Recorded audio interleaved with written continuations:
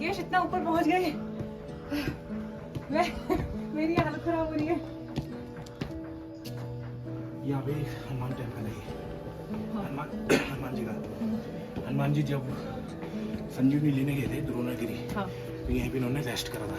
अच्छा, resting point. हाँ, द्रोणागिरी भी यहीं है ना, वहाँ के लोग आज भी हनुमान जी को लेना। जो रोपवे है वो रोपवे इसी एरिया से जा रहा है, हालांकि अभी बंद है। पता है कि यहाँ पे यार जोशीमठ में थोड़ा प्रभाव पड़ रहा है कुछ कह के, तो मतलब अभी जो 5 दिन पहले से टूरिस्ट काफ़ी कम हो चुका है। यही वो स्पॉट है जहाँ पर फेमस गुप्ता परिवार की शादी हुई थी, 200 करोड़ वाली वीवीआईपी शादी।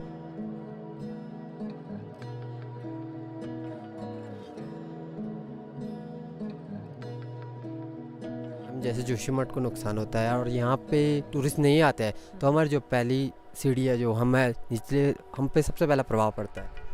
नमस्कार, मैं पिछले 4 दिन से लगातार जोशीमठ में मौजूद हूँ और जोशीमठ के संकट की हर ग्राउंड रिपोर्ट आप तक पहुँचा रही हूँ, लोगों से बात की। लेकिन आज मैं आपको जोशीमठ के संकट का वो पहलू दिखाने जा रही हूँ जिस पर शायद अब तक उतना ध्यान नहीं गया है। इस वक्त मैं मौजूद हूँ जोशीमठ से करीब 16-17 किलोमीटर ऊपर औली में। औली जो कि अपने एडवेंचर स्पोर्ट्स के लिए जाना जाता है, अपनी स्कीइंग के लिए जाना जाता है, अपनी खूबसूरत वादियों के लिए जाना जाता है। यहाँ पर एडवेंचर स्पोर्ट्स के शौकीन पहुँचते हैं। फरवरी में यहाँ पर विंटर गेम्स प्रस्तावित हैं, होंगे या नहीं होंगे ये अभी मालूम नहीं, लेकिन इन सबसे अलग औली की ये ज़मीन और यहाँ पर जिस तरह से लोग काम करते हैं, जिस तरह से यहाँ पर टूरिस्ट एक्टिविटीज़ होती हैं, ये सब कुछ मिलकर जोशीमठ के लिए लाइफ लाइन क्रिएट करते हैं, जोशीमठ को ऑक्सीजन देते हैं। क्योंकि जोशीमठ के जो वासी हैं वो यहाँ पर आकर काम करते हैं और ये उनके रोज़गार के लिए एक केंद्र है। इस वक्त आपकी नज़र यहाँ पर जितने हिस्से में भी जाएगी, ये सारा कंस्ट्रक्शन जो है 2011 के दौरान औली में हुआ था और 2011 में जब यहाँ पर साउथ एशियन गेम्स हुए उस दौरान ये सब चीज़ें यहाँ पर बनी, चाहे वो स्लोप जिस पर स्कीइंग होती है, इसके अलावा जो आर्टिफिशियल लेक का हिस्सा मैं अभी आपको आगे दिखाऊंगी उसे भी उसी दौरान बनाया गया। और उसके बाद से लगातार लोग यहाँ पहुँच रहे हैं। टूरिज़्म कैसे यहाँ पर बढ़ता चला गया, कुछ नंबर्स देखिए। साल 2017 में यहाँ पर 85,000 टूरिस्ट आए और ये नंबर अगले एक साल यानी 2018 में बढ़कर 1.5 लाख हो गया। 2019 में ये आंकड़ा बढ़कर 2,84,000 हो गया। इनफैक्ट जो कोविड के 2 साल थे जब पूरी दुनिया बंद थी, उस समय भी यहाँ पर टूरिस्ट पहुँचे हैं और वो नंबर भी अगर बात करें 2020-21 वाले समय की तो 1,27,000 तक का वो नंबर भी रहा। बड़ी संख्या में टूरिस्ट यहाँ क्यों पहुँचते हैं? क्योंकि यहाँ पर स्नोफॉल होता है, उस स्नोफॉल को देखने के लिए लोग यहाँ पर पहुँचते हैं और कई ऐसी एडवेंचरस एक्टिविटीज़ हैं जो हिमालयन रेंज में लोग करने के लिए पहुँचते हैं, लेकिन औली उसमें टॉप नंबर पर है। अगर आप ये पीछे जो हिस्सा देख रहे हैं हेलीपैड का, इसी हिस्से में फेमस गुप्ता परिवार की शादी भी हुई थी, 200 करोड़ वाली शादी अगर आपको याद हो। तो देखिए ये सारी वो चीज़ें हैं जिस पर लोग दबी ज़बान से ज़रूर कहते हैं कि जिस तरह से ये कंस्ट्रक्शन अंधाधुंध हुए हैं जोशीमठ से लेकर औली तक, इन सब चीज़ों ने इस क्षेत्र को प्रभावित किया है। इससे अलग आप ये भी देखिए कि अब फरवरी में जब विंटर गेम्स होने हैं तो उस दौरान भी यहाँ पर बड़ी संख्या में लोग आएंगे, लेकिन जोशीमठ की स्थिति को देखते हुए अब वो होगा या नहीं होगा इस पर प्रश्न चिन्ह इस वक्त बना हुआ है। मैं जिस दौरान इस पूरे हिस्से को देख रही हूँ मुझे दिखाई दे रहा है कि यहाँ पर लोग नौकरी के लिए, रोज़गार के लिए घोड़ा खच्चर चलाते हैं, छोटी छोटी चाय की दुकानें हैं, मैगी पॉइंट्स हैं, खाने के छोटे छोटे प्लेसेस हैं, वो सब चीज़ें तो हैं ही। लेकिन अब मैं आपको आगे बढ़ते हुए एक ऐसा हिस्सा इस वक्त दिखाना चाहूँगी जो ये बताता है कि जोशीमठ पर अगर कुछ भी होता है तो उसका इम्पैक्ट सिर्फ जोशीमठ तक सीमित नहीं रहना है, उसके दूरगामी परिणाम होने हैं। अब आप यहाँ से ठीक सामने देखिए, ये जो पहाड़ियाँ आप इस वक्त देख रहे हैं, यहाँ पर आर्मी बसी हुई है क्योंकि इन पहाड़ों के पीछे भारत तिब्बत बॉर्डर है और जो आखिरी गांव है नीति गांव, वो भी इन पहाड़ियों के पीछे ही है। और ये वही पहाड़ियाँ हैं जहाँ पर 1 दिसंबर को भारत और अमेरिका की जॉइंट मिलिट्री एक्सरसाइज हुई थी और ये वो जॉइंट मिलिट्री एक्सरसाइज थी जिसने चीन को इस कदर भड़काया और इस तरह से चीन बौखलाया कि उसके बाद तवांग में 9 दिसंबर को जो इनकर्जन हुआ, टकराव की स्थिति पैदा हुई, वो इसी का नतीजा एक्सपर्ट्स भी बताते हैं। आर्मी जब इन क्षेत्रों में बसी हुई है और अगर जोशीमठ को नुकसान होता है, औली प्रभावित होता है, तो ये इम्पैक्ट कितने दूर तक जाएंगे, शायद इन इम्पैक्ट्स के बारे में लोगों ने सोचा नहीं। और इसीलिए अगर आज भी हिमालयन रेंज को बचाया नहीं गया तो ये संकट कितनी लेयर्स में जाएगा शायद इसे डॉक्यूमेंट कर पाना भी बहुत कठिन होगा। मैं आप लोगों के बीच जा रही हूँ, उनकी बातें आप तक पहुँचाऊँगी। वो इस वक्त क्या महसूस कर रहे हैं, जो लोग यहाँ काम करने आते हैं उनके अनुभव क्या हैं, उनकी पीड़ाएँ क्या हैं। तो ये जानने के लिए आइए अब इस वक्त सीधे लोगों के बीच पहुँचते हैं।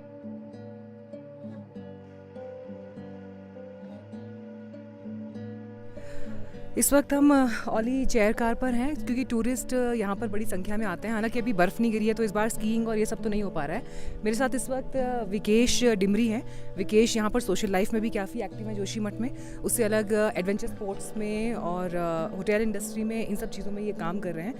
लेकिन विकेश, अभी आज अब आप हमें यहाँ पर स्पेशली लेकर आए ये दिखाने के लिए कि वो लोग जो सिर्फ ये सोच रहे हैं कि जोशीमठ का संकट है, उन्हें ये नहीं पता कि जोशीमठ के आसपास और क्या क्या है जो संकट के घेरे में है, और उन्हीं में से एक केंद्र ओली भी है। अभी हम जोशीमठ से एग्जैक्टली कितने किलोमीटर ऊपर है आगे? जोशीमठ से हम अभी हैं 15 किलोमीटर ऊपर। और हाँ जी, बुजुर्ग देखिए, कपल था। देखिए, ये टूरिस्ट की मस्ती है, ये वो आनंद है जिसके लिए वो यहाँ पर आते हैं। लेकिन ये आनंद बाहर से आने वालों के लिए है। विकेश जैसे लोग जो यहाँ पर काम करते हैं वो तो हर एक सेकंड, हर एक घड़ी को इस वक्त पीड़ा में और तकलीफ़ में ही देख रहे हैं कि उनकी आंखों के सामने उनका घर बार व्यापार उजड़ रहा है। विकेश, इस बार टूरिस्ट कम है पहले से? हाँ जी, इस बार थोड़ा सा कम टूरिस्ट है क्योंकि एक तो स्नोफॉल अभी हुआ नहीं इस बार होली में। दूसरा जो जोशीमठ में चल रहा है अभी क्रैकिंग वगैरह आ रही है, उसकी वजह से भी टूरिस्ट काफ़ी कम है अभी। उत्तराखंड में स्पेसिफिकली अगर मैं इस रेंज की बात करूं तो ओली जिस तरह से विकसित हुआ है एक टूरिस्ट सेंटर के रूप में, उस हिसाब से एक कमर्शियल वैल्यू बहुत है यहाँ की। मेरे ख्याल से मैंने यहाँ पे होटल वगैरह में जितने लड़कों से पूछा कि आप कहाँ के रहने वाले हो, तो ज़्यादातर आई थिंक 99% जोशीमठ के थे। और यहाँ भी मैंने देखा जो गाइड्स हैं या जो यहाँ इस टेक्निकल काम में जुड़े हुए हैं, लोगों को हेल्प कर रहे हैं, चाय पानी कॉफ़ी कुछ भी सुविधा जो यहाँ प्रोवाइड कर रहे हैं वो सब लोकल्स हैं, स्थानीय हैं। यानी एम्प्लॉयमेंट ओली जोशीमठ के लोगों को देता है। हाँ जी, देखिए जो हमारा ये ओली है यहाँ पे लोग ज़्यादा एम्प्लॉयमेंट लड़कों को, लोग के लिए ज़्यादा अच्छा है। बिजनेस से लेके हर चीज़ में लोकल काफ़ी इन्वॉल्व है यहाँ पे, बाहर का कोई नहीं है यहाँ पे।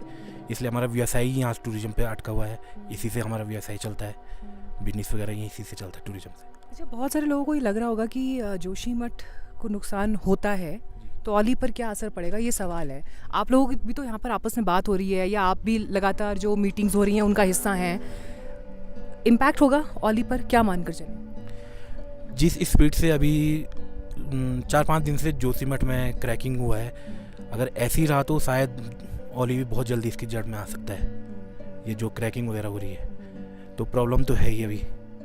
और एक चीज़ और, ये जिस चेयर पर अभी हम बैठे हैं ये यहाँ पर जब से चल रहा है, अभी मैं देख रही हूँ कि इसके लिए बहुत लोग आ रहे हैं यहाँ पर। और यहाँ से पूरे ओली का जो है नज़ारा भी और पूरा जो माउंटेन रेंज है वो इस वक्त आसपास दिखाई दे रही है। अगर आप थोड़ा सा इस एरिया के बारे में ज़रा हमको बताएं तो। जी देखिए, सबसे पहले तो जो हमारा ये स्लोप सब दिख रहा है आपको, ये इंडिया का सबसे नंबर 1 स्लोप है। इंटरनेशनल यहाँ पे साउथ एशियन गेम भी हुए थे। अभी फेब में यहाँ पे फिश रेस भी होना है, FIS जो इंटरनेशनल इसकी फेडरेशन कराती है, इन्हीं स्लोप पे होता है। इंडिया में नंबर 1 है अभी, ओली का ही बेस्ट है। और ये अभी हमारा पॉइंट आ जो है उतरने का, यहाँ पर हम उतरेंगे। हाँ जी, हाँ जी, ओके।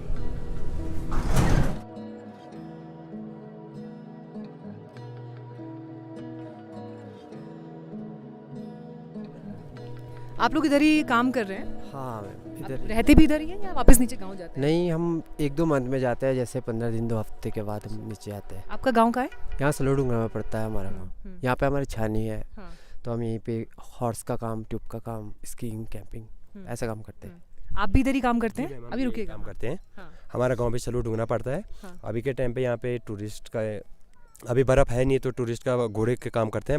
में अगर बर्फ़ पड़ गई तो यहाँ पे जैसे स्कीइंग हो गया, ट्यूब स्लाइडिंग एक्टिविटीज़ हो गया, वो करवाते हैं हमें। जोशीमठ में जो संकट आ रहा है उसके बाद मेरे को बड़ी चिंता है इस बात की कि जो लोग यहाँ काम करते हैं उनके लिए सिस्टम, सुविधाएं, व्यवस्थाएं कैसी रहेंगी? काफ़ी चिंता है। जैसे हमारा घर रोजगार, रोजी रोटी चलती है, आजीविका चलती है, वो सब कुछ टूरिस्ट ही पे है, तो इस हिसाब से हमें थोड़ा दिक्कतों का ज़्यादा सामना करना पड़ा हमें।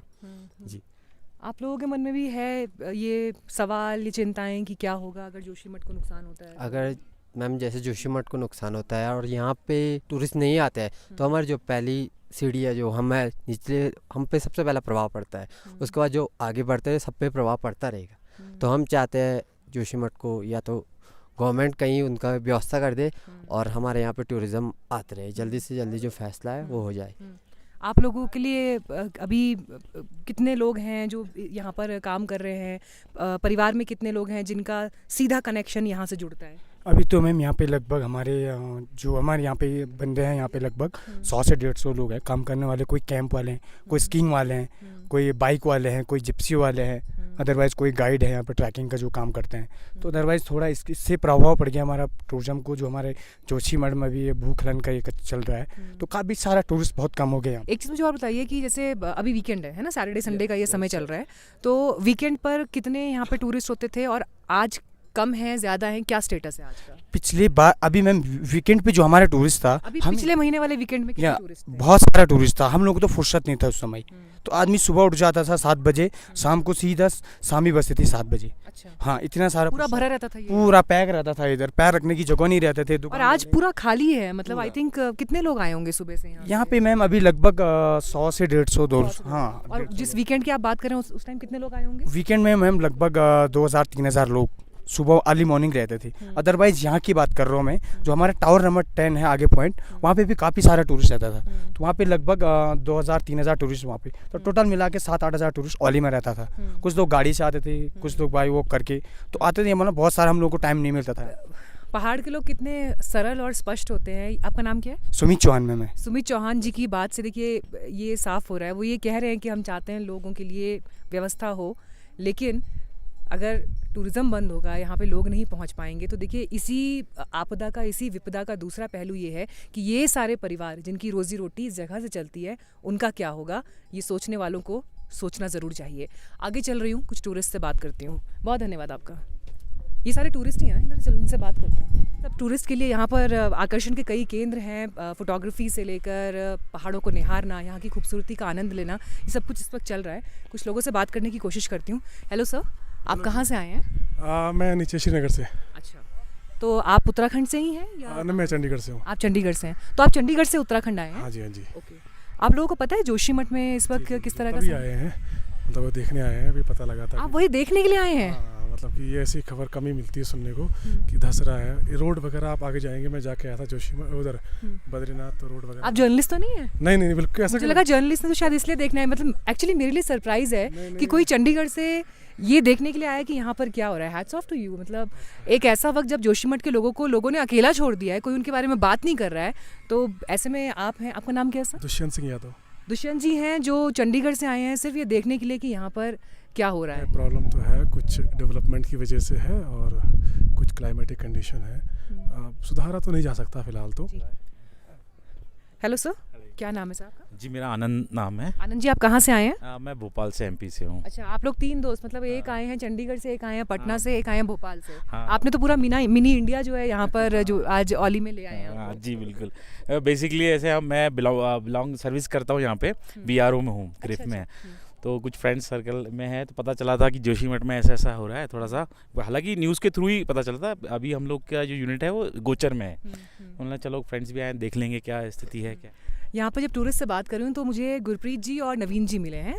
हाय, आप दिल्ली से आए हैं? जी। अच्छा, आप लोगों को जोशीमठ के बारे में कुछ सुनने में आया, पता चला कि वहाँ कुछ ऐसा संकट हो रहा है? ऑन द वे थे मैम, तो भाई का मतलब उन्होंने न्यूज़ देखी होगी तो पता लगा था कुछ, मतलब पहाड़ वगैरह जो है वो खिसक गए हैं। इस वक्त यहाँ पर टूरिस्ट मुझे बहुत कम दिखाई दे रहे हैं क्योंकि बर्फ़ नहीं गिरी है। बर्फ़ होती तो विकेश मेरे ख्याल से ये पूरा का पूरा एकदम एरिया स्नो कवर्ड होता है ना? हाँ जी, जब मैं एक बार पहले आई हूँ उस समय मैंने देखा है इसको। जब बर्फ़ होती है तो ये तो पूरा कवर रहता है, पूरा वाइट रहता है। ये पूरा यहाँ पे आपको स्कीइंग एक्टिविटी जितनी मिलती है सारी देखने को मिलेगी यहाँ पे। यहाँ पे क्या क्या है जो टूरिस्ट के लिए पॉइंट ऑफ अट्रैक्शन है? देखिए, सबसे पहले तो ये सामने हमारी है नंदा देवी पीक, और उसके बाद हमारा ये आता है, ये आर्टिफिशियल लेक है जिससे हमारा आर्टिफिशियल स्नो बनता है जो स्लोप पे स्कीइंग के लिए काम आता है। ये मैन मेड लेक है। उसके बाद ये पीक आते हैं, हम फिर सामने आते हैं, फिर ये सामने है बरमल। हाँ, ये अच्छा, ये पिछली रिपोर्ट में मैंने अपने दर्शकों को बरमल पहाड़ी बताई थी, ब्रह्म कमल से निकला हुआ ये है बरमल। और इस पे लोग जाते हैं ट्रैकिंग के लिए? ये तो मतलब अनक्लाइम्ड है, सारी पीक अनक्लाइम्ड है। हाँ, उसके बाद हम और आते हैं लेफ्ट में, ये है हमारा हाथी घोड़ा पालकी। और उसके बाद हम सामने जाएंगे, ये है हमारा नीलगिरी जिसपे बादल लगे हैं अभी। बादल हाँ जी, हाँ जी, उसी के थोड़ा सा और लेफ्ट में जाएंगे, हल्का बेस में है यहाँ पे हमारा हेमकुंड और वैली ऑफ फ्लावर। और सामने जाएंगे, अभी यहाँ पे शायद कम दिख रहा है, इसके पीछे है आपका बद्रीनाथ। हाँ जी, और ओली का जो हमारा ये आपको ट्रैक दिख रहा है, ये हमारा बिगनर्स स्लोप है। यहाँ पे जितने भी टूरिस्ट आते हैं सीखने के लिए, उनको इसी स्लोप पे कराते हैं हम, जो सामने दिख रहा है। हाँ जी, अच्छा, स्कीइंग यहाँ पर होती है इस स्लोप पर। beginner अभी क्योंकि आपको बर्फ़ नहीं दिख रही है, इसलिए आपको ये बिल्कुल ऐसे मिट्टी जैसा मैदान दिखाई दे रहा है। लेकिन अब इमेजिन करिए, आपने कई फोटोज़ भी ओली के देखे होंगे, यहाँ पर जब पूरी स्नो होती है तो बिगनर्स के लिए ये है जो शुरू में अभी सीख रहे हैं। हाँ जी, हाँ जी, ये बिगनर्स के लिए जो भी कोर्सेज होते हैं यहाँ पे ओली में, वो सारे इसी स्लोप पे होते हैं। और हमारे पीछे राइट हैंड साइड में जो कंपटीशन होते हैं नेशनल इंटरनेशनल, वो राइट में होते हैं, पीछे है, इस साइड है वो स्लोप यहाँ पे है। जो रोप वे है वो रोप वे इसी एरिया से जा रहा है, हालांकि अभी बंद है। तो ये जो मैं ऊपर रोप वे के लिए जो प्रिपरेशन देख रही हूँ, ये पॉइंट नंबर 8 है और ये पॉइंट नंबर 10 है। 10, हाँ जी, जो रोप है ये हमारा 4 किलोमीटर का ही, जो ये जोशीमठ से निकलते हैं, और अपर पॉइंट इसका 10 नंबर टावर है। ये ओली का सबसे टॉप पॉइंट है। और जो यहाँ पे एक स्टेशन और है हमारा सब स्टेशन 8 नंबर टावर, यहाँ पे लोग उतरते हैं और जो गेस्ट हाउस वगैरह है वो यहीं पे मिलते हैं। हाँ जी, ओके, थैंक यू।